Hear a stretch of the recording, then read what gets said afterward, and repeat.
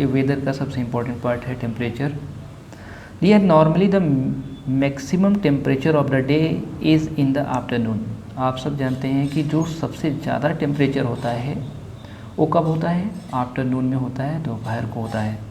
And the minimum temperature early in the morning, और सबसे जो मिनिमम टेम्परेचर होता है वो मॉर्निंग में होता है जिसमें सन राइज करता है। Special thermometers known as maximum and minimum thermometers, और जो थर्मामीटर्स इसको मेज़र करता है उसको क्या कहा जाता है? मैक्सिमम और मिनिमम थर्मामीटर्स कहा जाता है।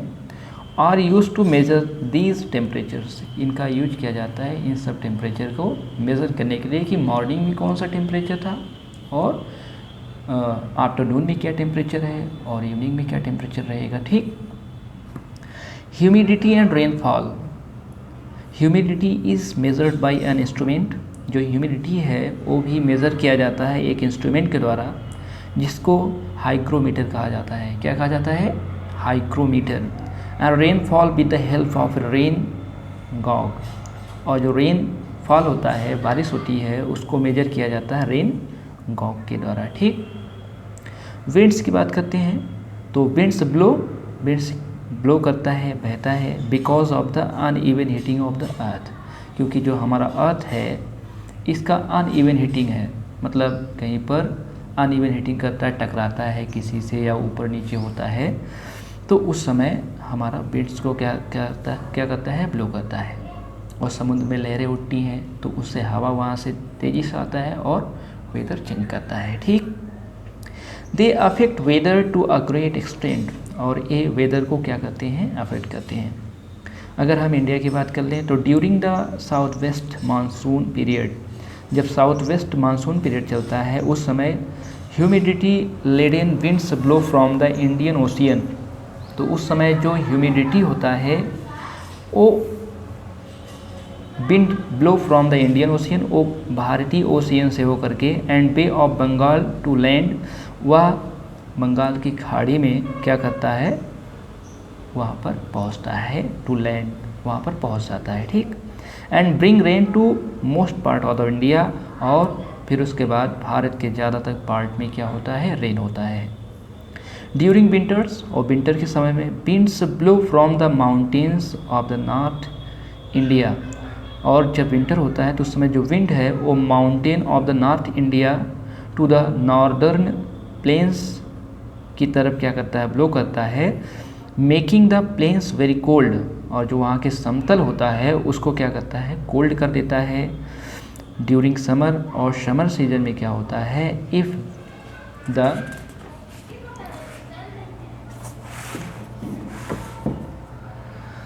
The winds blow from hot deserts of Rajasthan, अगर मान लीजिए राजस्थान के सबसे गर्म रेगिस्तान से वो ब्लो कर रहा है टू दिल्ली की तरफ, तो उस समय दिल्ली क्या हो जाएगा? उस समय Delhi becomes hot, very hot. ठीक है।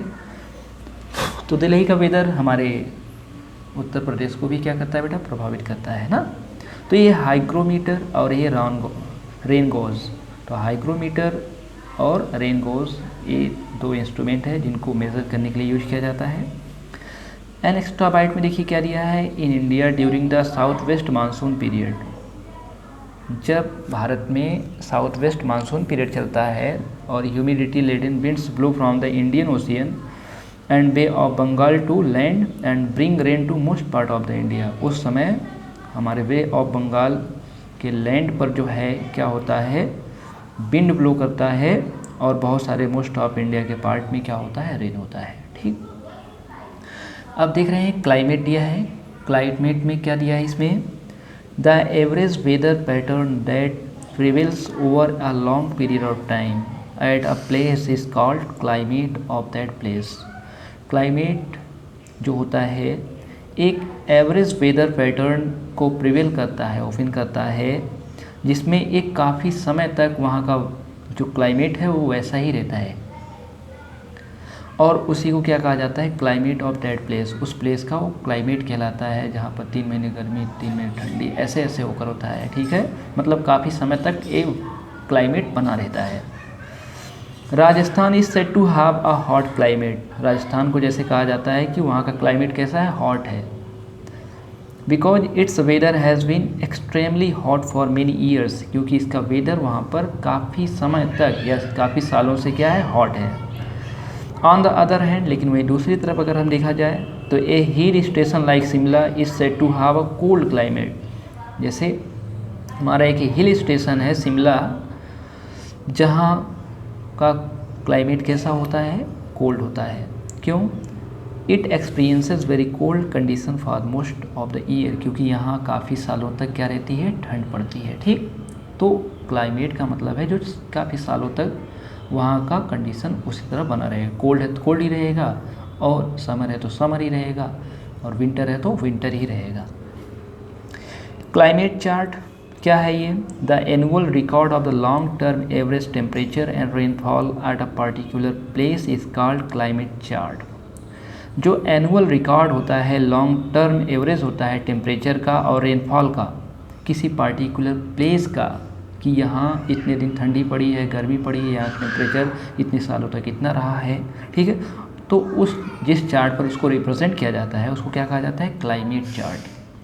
The climate chart gives an idea, ये हमें एक आइडिया देता है about the climate of a particular place, किसी प्लेस के विषय में बताता है कि यहाँ का क्लाइमेट काफ़ी समय तक कैसा रहा है।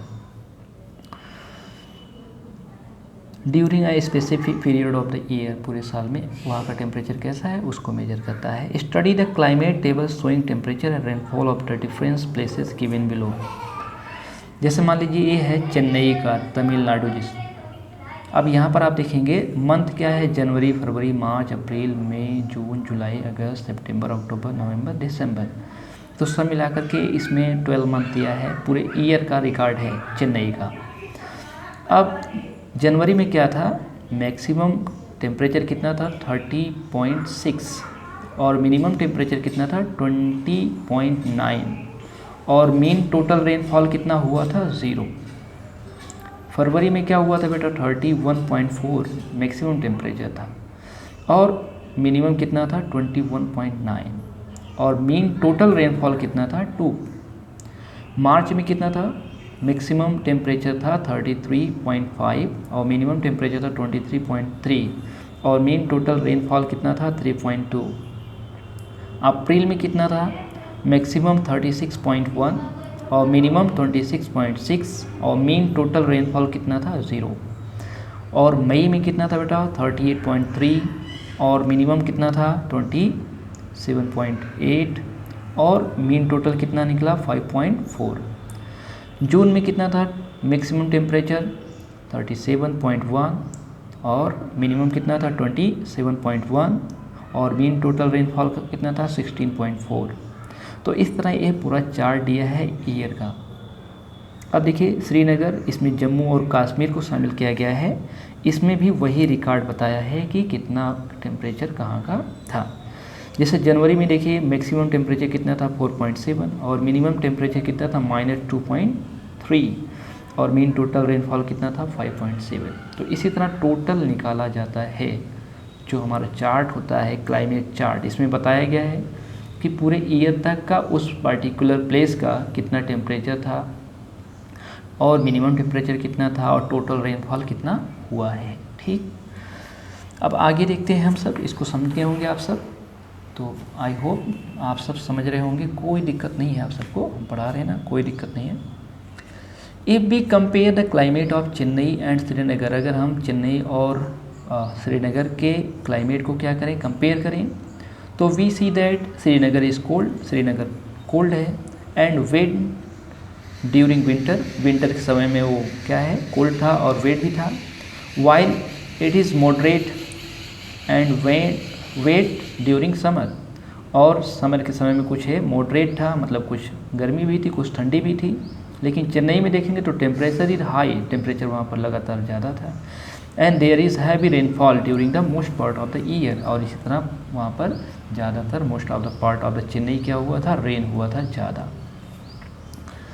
Based on the meteorological data of the other places in India, जो हमारे मेट्रोलॉजिस्ट होते हैं, जो बताते हैं, जो रिकॉर्ड रखते हैं, जिनके पास डाटा होता है पर्टिकुलर प्लेसेस का, तो उन्होंने बताया है कि we can say that states like Jammu and Kashmir, जो स्टेट हमारे जम्मू कश्मीर हुआ एंड हिमाचल प्रदेश हुआ, हैव कोल्ड, ये ज़्यादातर इनका कोल्ड और वेट क्लाइमेट होता है। और places on the high altitudes receive precipitation in the form of snow, और जो हाई एल्टीट्यूड्स रिसीव करने वाले प्लेसेस हैं वहाँ पर तो स्नो, बर्फ़ जम जाता है। Most part of the Rajasthan have a tropical desert type of climate, तो यहाँ पर ज़्यादातर राजस्थान का जो tropical desert type of climate होता है, it is dry with scanty rainfall, यहाँ पर बहुत ही कम रेन होता है, ठीक है, इसलिए यहाँ का टेम्परेचर कुछ डिफरेंट है, बहुत हाई है। Northern India receives heavy rainfall, वहीं पर नॉर्दर्न इंडिया के लोग जो है वहाँ पर हैवी रेनफॉल होता है।